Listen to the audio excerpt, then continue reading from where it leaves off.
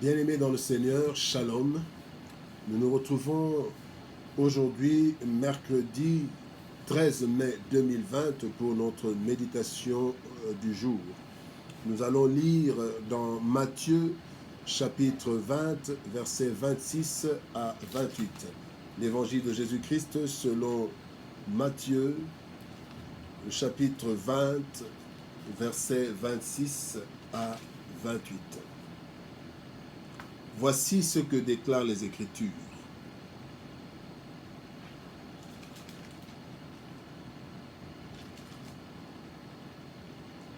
Il n'en sera pas de même au milieu de vous, mais quiconque veut être grand parmi vous, qu'il soit votre serviteur. Et quiconque veut être le premier parmi vous, qu'il soit votre esclave. C'est ainsi que le Fils de l'homme est venu, non pour être servi, mais pour servir et donner sa vie comme la rançon de plusieurs. Bien-aimés dans le Seigneur, ce matin, notre thème, c'est la vraie grandeur. La vraie grandeur. Dans le monde, bien-aimés, plusieurs courent derrière la grandeur. Nous voulons être grands, plus grands que. Les nations courent derrière la grandeur. Les hommes courent derrière la grandeur, derrière le pouvoir. Les femmes de même. Tout le monde, ou la plupart de l'humanité, cherche la grandeur. Même dans l'Église. La grandeur dans l'Église, la grandeur entre églises. Quel est le plus grand pasteur? Quel est la plus grande église? Et le monde, bien-aimé, cherche la grandeur. Cela n'a pas commencé aujourd'hui. Dans le texte que nous avons lu, quand vous allez un peu plus haut, la mère de Zébédée, la mère des fils de Zébédée, donc Jacques et Jean,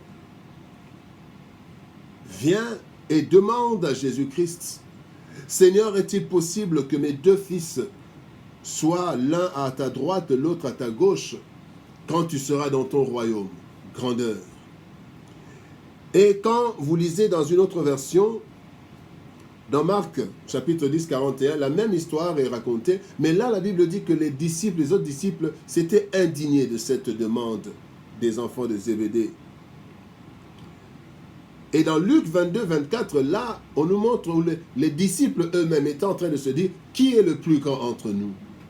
Bien-aimés, et cela, la recherche de la grandeur devient un problème dans l'humanité. Et Jésus-Christ le dit au verset 25, il dit: vous savez que les chefs des nations les tyrannisent et que les grands les asservissent. Bien-aimés, aujourd'hui, quand quelqu'un devient grand, quand quelqu'un a le pouvoir, c'est l'occasion de mater les autres. C'est l'occasion de maltraiter les autres. La grandeur, selon le monde, c'est l'occasion, en fait, que trouve une personne de dominer sur les autres.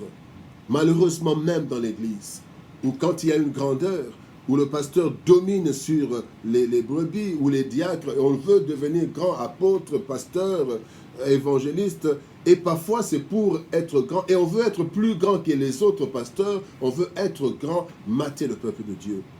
Bien-aimés, et la vraie grandeur, le Seigneur Jésus n'est pas contre la grandeur, mais c'est contre la voie par laquelle nous cherchons cette grandeur. Contre la conception de la grandeur selon le monde.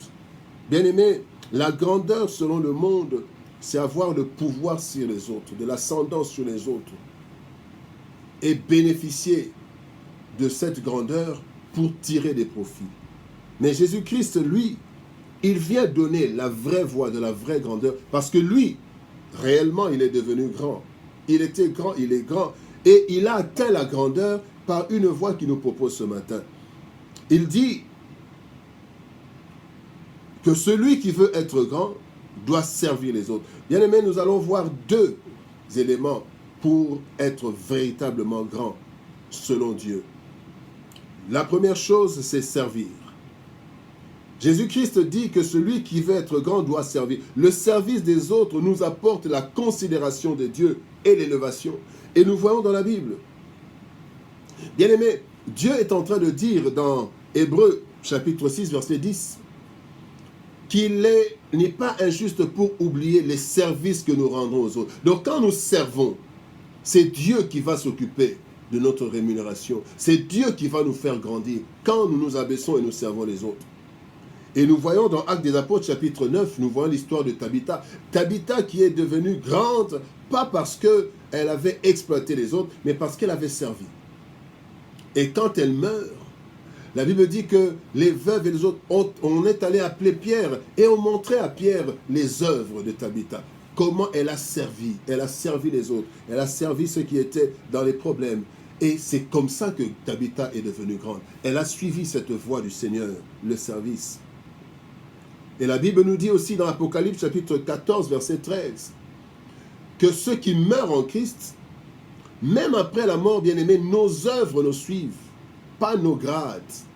Bien-aimés, la Bible ne me dit pas que ceux qui meurent dans le Seigneur se reposent de leur travail, car les grades les suivent, les titres les suivent. Non, la Bible dit les œuvres les suivent. Ce sont les œuvres. Et Christ, quand il est en train de parler de la fin du monde, il dit à certains, je dirais, entrez dans le royaume, vous les bénis de mon Père. Pourquoi? Parce que j'étais malade, vous m'avez rendu service. J'étais nu, vous m'avez vêtu. J'avais faim, vous m'avez donné à manger. Le service. Et c'est ça qui va nous rendre grands, et sur la terre et dans les cieux. Parce que le monde ne s'arrête pas ici. Le monde, la vie ne s'arrête pas ici, je vous l'ai dit. Le monde, en fait, cherche le pouvoir pour ici. C'est fini. Il va jouir du pouvoir, il maltraite les gens et c'est fini. Mais, bien aimé, servir. C'est ça la première voie, la voie bénie, le premier élément de la voie. Et le deuxième élément dans cette voie, c'est de donner sa vie pour les autres. Celui qui veut être le premier soit l'esclave des autres, qu'il donne sa vie.